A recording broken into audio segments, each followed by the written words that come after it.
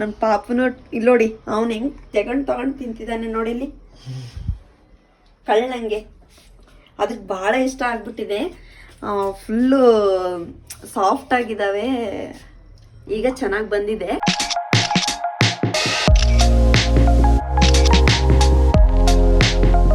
Hi hello ನಮಸ್ಕಾರ ಎಲ್ಲರಿಗೂ. Welcome back to my YouTube channel. ಇವತ್ತು ವಿಡಿಯೋ ಮಾಡ್ತಿರೋ ಕಾರಣ ಇವತ್ತು ನಾನು ಮೈಸೂರು ಪಾಕ್ ಮಾಡಬೇಕು ಅಂದ್ಕೊಂಡಿದ್ದೀನಿ. ಅದು ಸ್ವಲ್ಪ ಪ್ರಮಾಣದಲ್ಲಿ, ಯಾಕಂದರೆ ಫಸ್ಟ್ ಟೈಮ್ ಮಾಡ್ತೀವಲ್ಲ, ಹಂಗಾಗಿ ಕೆಟ್ಟೋಗೋ ಚಾನ್ಸಸ್ ಇರುತ್ತೆ. ಅದಕ್ಕೋಸ್ಕರ ನಾನು ಸ್ವಲ್ಪದಾಗಿ ಮಾಡ್ತಾಯಿದ್ದೀನಿ. ಚೆನ್ನಾಗಿ ಬಂತಂದರೆ ನೆಕ್ಸ್ಟ್ ಟೈಮ್ ಇನ್ನೊಂದು ಸ್ವಲ್ಪ ಜಾಸ್ತಿ ಕ್ವಾಂಟಿಟಿಲೇ ಮಾಡ್ತೀನಿ. ಹೇಗಿರುತ್ತೆ ಅಂತ ನೀವು ಕೊನೆವರೆಗೂ ನೋಡಿ, ಹೇಗೆ ಬರುತ್ತೆ ಅಂತ ನೀವು ಕಮೆಂಟ್ ಮಾಡಿ ತಿಳಿಸಿ. ನಾನು ಇನ್ನೂ ಹೆಚ್ಚೆಚ್ಚು ವಿಡಿಯೋ ಮಾಡೋದಕ್ಕೆ ಪ್ರೋತ್ಸಾಹ ಮಾಡಿ ಅಂತ ಕೇಳ್ಕೊತೀನಿ ನಿಮ್ಮ ಹತ್ರ. ಬನ್ನಿ ವಿಡಿಯೋನ ಸ್ಟಾರ್ಟ್ ಮಾಡೋಣ. ಸಣ್ಣ ಬೌಲಷ್ಟು ನಾನು ಕಡಲೆ ಹಿಟ್ಟನ್ನ ತೊಗೊಂಡಿದ್ದೀನಿ. ನಾನು ಸ್ವಲ್ಪದಾಗಿ ಮಾಡ್ತಿರೋ ಕಾರಣ ಚಿಕ್ಕ ಬೌಲಲ್ಲಿ ತಗೊಂಡಿದ್ದೀನಿ, 1 ಕಪ್ ಆಗೋಷ್ಟು. ಅದನ್ನೀಗ ಡ್ರೈ ರೋಸ್ಟ್ ಮಾಡಬೇಕು.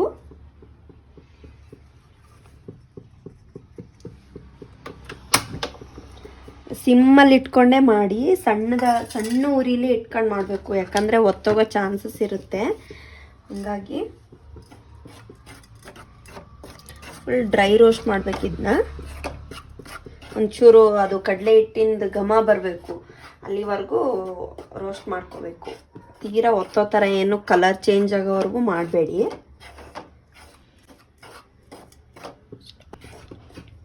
ಆಲ್ಮೋಸ್ಟ್ ಆಯಿತು, ವಾಸನೆ ಬರ್ತಾ ಇದೆ. ಇದನ್ನು ನಾನು ಆಫ್ ಮಾಡ್ಕೊಂಡು ಈಗ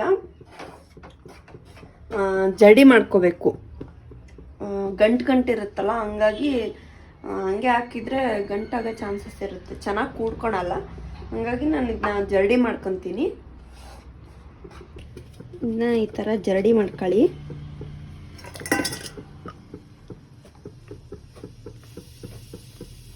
ಒಂದು ಕಪ್ ಬೇಸನ್ ಅಂದರೆ ಕಡಲೆ ಹಿಟ್ಟಿಗೆ ಒಂದು ಕಪ್ಪು ಸಕ್ಕರೆನ ತೊಗೊಂಡಿದ್ದೀನಿ. ಇದನ್ನು ಈಗ ಒಂದೆಳೆ ಪಾಕ ಬರೋವರೆಗೂ ನಾವು ಕುದಿಸ್ಕೋಬೇಕು. ಈ 1 ಕಪ್ಪಿಗೆ ಒಂದು ಅರ್ಧ ಕಪ್ ನೀರು ಹಾಕ್ಕೊಳ್ಳಿ. ಅರ್ಧ ಕಪ್ ನೀರು ಹಾಕ್ತಾಯಿದ್ದೀನಿ, ಯಾಕಂದರೆ ಸಕ್ಕರೆ ಮುಳುಗಬೇಕಲ್ಲ. ಹಂಗೆ ಕರಗಿಸಿದ್ರೆ ಒಂಥರ ಕ್ಯಾರಮಲ್ ಥರ ಆಗುತ್ತೆ. ಹಾಗಾಗಿ ನಾವು ಸ್ವಲ್ಪ ನೀರು ಹಾಕ್ಬೇಕಾಗುತ್ತೆ ಪಾಕ ಬರಬೇಕಂದ್ರೆ. ಹಿಂಗೆ ಕೈ ಆಡ್ತಾನೆ ಇರಿ, ಜಾಸ್ತಿ ಗಟ್ಟಿ ಮಾಡ್ಕೊಬೇಡಿ ಪಾಕನ. ಅದು ಈ ಥರ ನೋಡ್ತಾ ಇರಬೇಕು. ಎಲ್ಲ ಕರಗಿದ್ಮೇಲೆ ಒಂದೆಳೆ ಪಾಕ ಬರ್ಸ್ಕೋಬೇಕು. ನಾನು ತೋರಿಸ್ತೀನಿ ನಿಮಗೆ.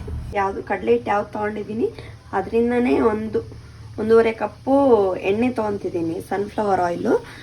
ಇನ್ನೂ ಅರ್ಧ ಕಪ್ಪಷ್ಟು ಗೀನ ತಗೊಂಡು ನಾನು ಇದಕ್ಕೆ ಮಿಕ್ಸ್ ಮಾಡ್ಕೊತೀನಿ. ಕಡಲೆ ಹಿಟ್ಟಿಗೆ ಒಂದು ಅರ್ಧ ಕಪ್ಪಷ್ಟು ಕಡಲೆ ಹಿಟ್ಟನ್ನ ಅದರಲ್ಲಿ ಮಿಕ್ಸ್ ಮಾಡ್ಕೊತೀನಿ. ಈಗ 1.5 ಕಪ್ಪಷ್ಟು ನಾನು ಎಣ್ಣೆನ ಬಿಸಿ ಮಾಡ್ಕೊತಾ ಇದ್ದೀನಿ.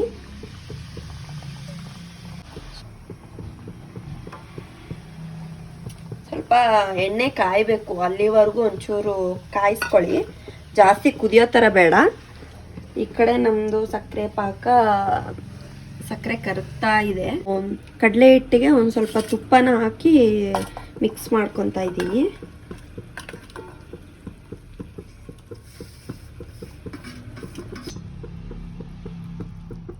ಒಂದು ಅರ್ಧ ಕಪ್ ಆಗೋಷ್ಟು ನಾನು ಇಲ್ಲಿ ತುಪ್ಪನ ಯೂಸ್ ಮಾಡ್ಕೊಂಡಿದ್ದೀನಿ. ನೀವು ಯಾವುದಾದ್ರೂ ತುಪ್ಪ ಯೂಸ್ ಮಾಡ್ಬೋದು, ಮನೆಯದಾದ್ರೂ ಮಾಡ್ಬೋದು, ಅಂಗಡಿದಾದ್ರೂ ಮಾಡ್ಬೋದು.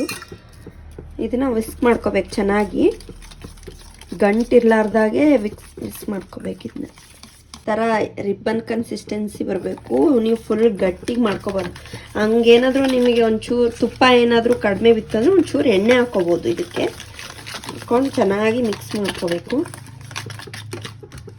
ಈಗ ನಮ್ಮ ಪಾಕ ರೆಡಿ ಆಗಿದೆ ನೋಡಿ, ಈ ಥರ ಕನ್ಸಿಸ್ಟೆನ್ಸಿ ಬರಬೇಕು.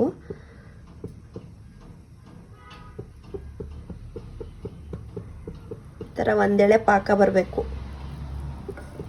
ಇವನ್ನ ಇದಕ್ಕೆ ಹಾಕ್ಕೋಬೇಕು.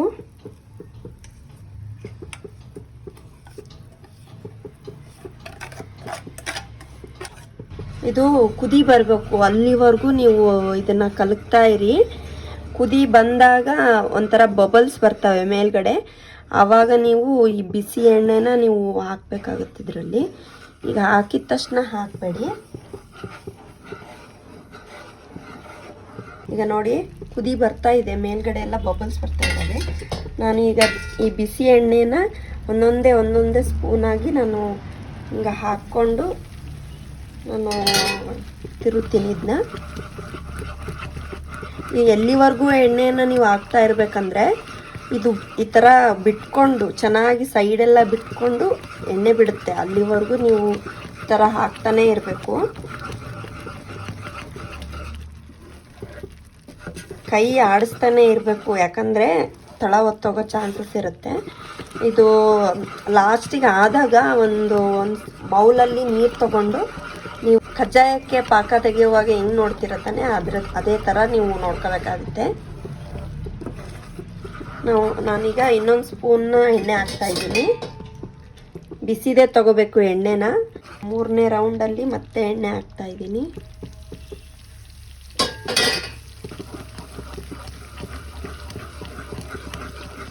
ನೋಡಿ ನೊರೆ ಹೆಂಗೆ ಬರುತ್ತೆ ನೋಡಿ ಎಣ್ಣೆ ಹಾಕಿದ ತಕ್ಷಣ.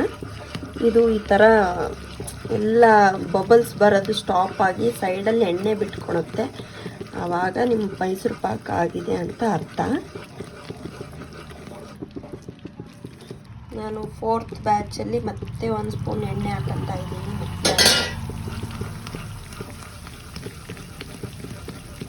ಅದು ಕಡಲೆ ಹಿಟ್ಟು ಎಣ್ಣೆನ ಚೆನ್ನಾಗಿ ಹೀರ್ಕೊಳುತ್ತೆ, ಹಾಗಾಗಿ ನೀವು ಹಾಕ್ತಾನೆ ಇರಬೇಕು.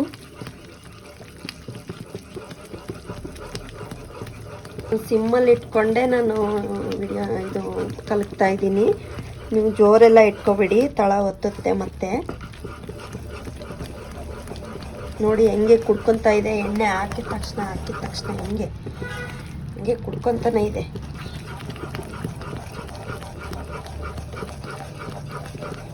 ಮತ್ತೆ ಇನ್ನೊಂದು ಸ್ಪೂನ್ ಎಣ್ಣೆ ಹಾಕಂತ ಇದ್ದೀನಿ. ಮತ್ತೆ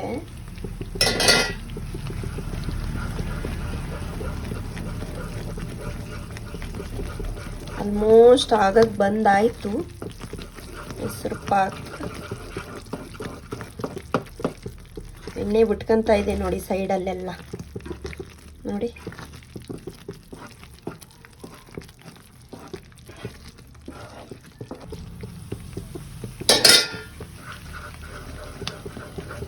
ಲಾಸ್ಟಲ್ಲಿ ಇನ್ನೊಂದು ಸ್ಪೂನ್ ಹಾಕೊಂಡಿದ್ದೀನಿ ಎಣ್ಣೆನ.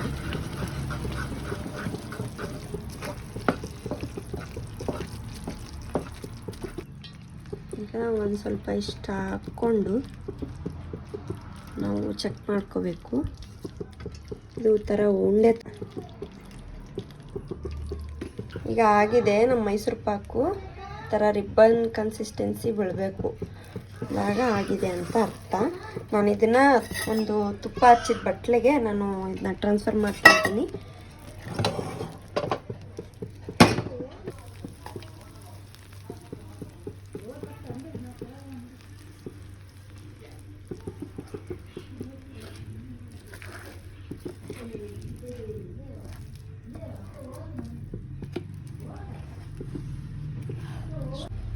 ಈಗ ಹಾಕಿದ್ದೀನಿ. ಇದು ಸೆಟ್ಟಾಗಿ ಬಿಡಬೇಕು, ಒಂದು ಸ್ವಲ್ಪ ತಣ್ಣಗಾಗಬೇಕು. ನೀವು ಫ್ರಿಜ್ಜಲ್ಲಾದರೂ ಇಟ್ಕೊಳ್ಳಿ, ಹಾಗೆ ಹೊರಗೆ ರೂಮ್ ಟೆಂಪರೇಚರಲ್ಲಾದರೂ ಇಡಿ. ಇದು ಸೆಟ್ ಆದಮೇಲೆ ಕಟ್ ಮಾಡಿಕೊಂಡು ನೀವು ತಿನ್ಬೋದು. ಐ ಹೋಪ್ ಚೆನ್ನಾಗಿ ಬಂದಿದೆ ಅಂತ ಅರ್ಥ. ಬಟ್ ಗೀಯಲ್ಲಿ ಮಾಡ್ತಾರಲ್ಲ, ಬಾಯಲ್ಲೇ ಕರಗೋ ಥರ, ಆ ಥರ ಆಗಿಲ್ಲ ಅಂತ ನಾನು ಅನ್ಕೊತೀನಿ. ಯಾಕಂದರೆ ನಾನು ಇಲ್ಲಿ ನೋಡಿದರೆ ಹೇಳ್ಬೋದು, ಫಸ್ಟ್ ಟೈಮ್ ಮಾಡ್ತಾಯಿದ್ದೀನಿ. ಎಲ್ಲರದು ಕೆಟ್ಟೋಗೋ ಚಾನ್ಸಸ್ ಇರುತ್ತೆ. ನಾನು ಚೆನ್ನಾಗಿ ಮಾಡಿದ್ದೀನಿ ಅಂತ ನಾನು ಅಂದ್ಕೊಂಡಿದ್ದೀನಿ. ನೋಡೋಣ, ಅದು ತಣ್ಣಗಾದ್ಮೇಲೆ ಟೇಸ್ಟ್ ಮಾಡಿ ಹೇಗಾಗಿದೆ ಅಂತ ನಿಮಗೆ ತೋರಿಸ್ತೀನಿ. ನಾನು ಈಗ ಒಂದು 3-4 ಅವರ್ಸ್ ಬಿಟ್ಟು ನಾನು ಡಿಮೋಲ್ಡ್ ಮಾಡ್ಕೊತಾ ಇದ್ದೀನಿ. ನೋಡೋಣ ಯಾವ ಥರ ಬಂದಿದೆ ಅಂತ. ಬೀಳ್ತಾನೆ ಇಲ್ಲಲ್ಲ ನೋಡಿ, ಚೆನ್ನಾಗಾಗಿದೆ. ನಾನು ಆಲ್ರೆಡಿ ಒಂಚೂರು ಕಟ್ ಮಾಡ್ಕೊಂಡಿದ್ದೆ, ಈಗ ನಂಚೂರು ಕಟ್ ಮಾಡೋಣ.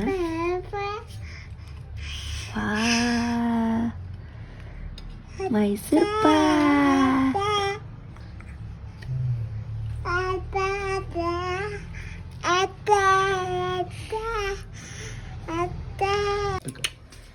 ನೋಡಿ ಎಷ್ಟು ಚೆನ್ನಾಗಿದ್ದಾವೆ. ನನಗೆ ಐ ಕಾಂಟ್ ಬಿಲೀವಬಲ್ ನಾನು ಇಷ್ಟು ಚೆನ್ನಾಗಿ ಮಾಡ್ತೀನಿ ಅಂತ ಅಂದ್ಕೊಂಡಿದ್ದಿಲ್ಲ.